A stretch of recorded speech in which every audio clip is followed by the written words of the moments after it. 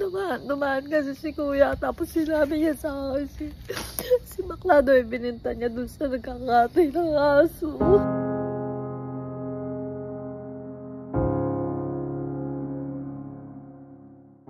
Isang napakasakit at napakasamang balita nga po ang handog namin sa inyo ngayon. Actually, hindi talaga alam, lalong-lalo na ako kung paano ko to sasabihin sa inyo. Nung una nga naisip namin na wag na sabihin sa inyo, pero kasi alam namin na hahanapin niyo siya. Alam namin na patuloy kayo magtatanong, gaya na nga lang ng pagtatanong nyo nung biglang nawala si Achichi. Kaya naman sabi namin, share namin sa inyo kung ano man yung narinig namin na masamang balita ngayon. Basta ang tanging hiling ko lang sa inyo guys, wag tayo maging masyadong harsh sa comment section. At maintindihan rin sana natin kung bakit ba yun nangyayari.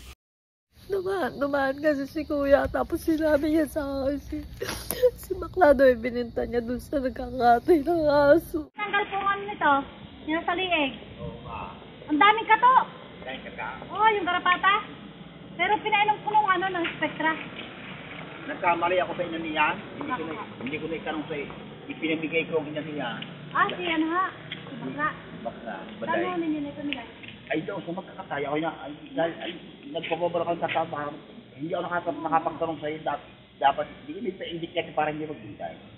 At saka paano yun? Naipakapon? Okay nga, ako inuha ng umalsabi na.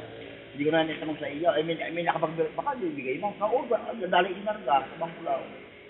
Doon pa sa Lemere, sa San Isidro Itaha. Tingin siya ako ayuhan ako. Ito bait na yung ngala na sa problema ay nagpababan ng mga ito. Problema ko ito, paano paturok na naman. Hindi ko nga pa na-advise sa iyo na ako na eh. Oo, nakaraan. Mabait ka naman eh. Advice na ako. Laging pasama palagi sa pangungumpal. Pag lang ako hindi naalis sa akin yung pangungumpal, hindi naalis sa akin ng hindi ako pagkaibuhay. Kasabay ko lang iya eh. Hindi ko talaga kayang ganun. Nakaka naman si bakla.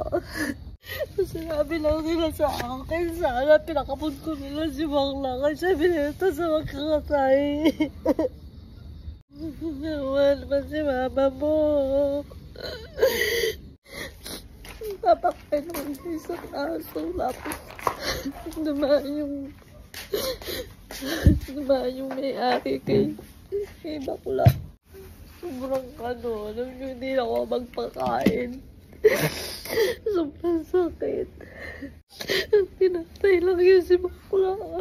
Kawawa naman. Diyos ko, hindi ko talaga nararamdaman ko.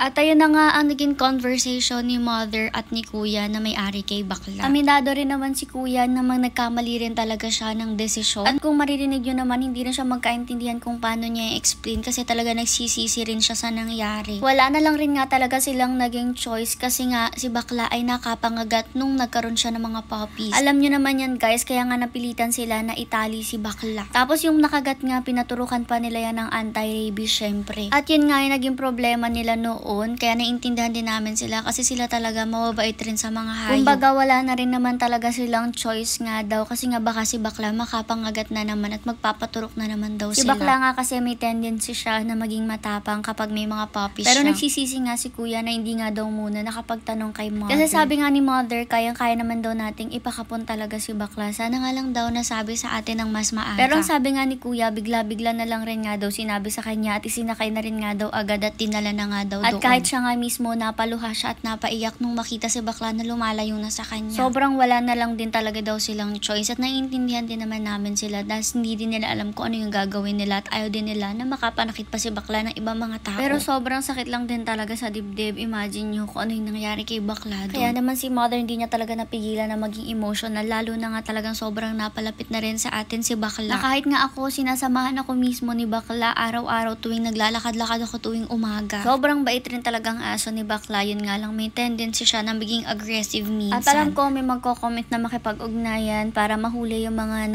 nanguhuli or nagbebenta at nagkakatay ng mga aso. Huwag kayong maglala guys, si mother gagawa siya ng paraan dyan dahil sobrang sakit na talaga ng dibdib niya sa sobrang dami ng mga nabebenta at kinakatay na aso. Sa ngayon, si bakla mananatili siya sa ating mga puso at sa ating mga memories. We'll keep her alive with the memories he left with us. At masakit man, kailangan na nating magpaalam kay bakla. At kahit anong gawin gawin man natin, hindi na natin may balik pa kung ano man yung nangyayari sa kanya. At inuulit ko, respeto rin natin ang pamilya ni bakla at yung naging desisyon nila dahil may reason din sila. Although masakit man, kailangan nating tanggapin rin ang naging desisyon nila. Anyways, eto naman na guys, nung pagdating namin, nagtataka kami kung bakit nandito si mother sa gitna. Yung pala umiiyak siya at binalita niya sa amin yung nangyari kay bakla. Ha?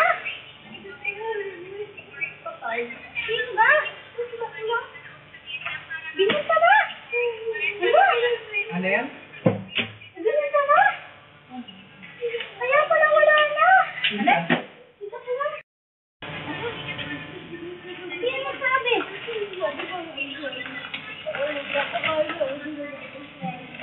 Kaya ba hindi natin nakikita? Kaya pala talaga na. Nalibutan ako.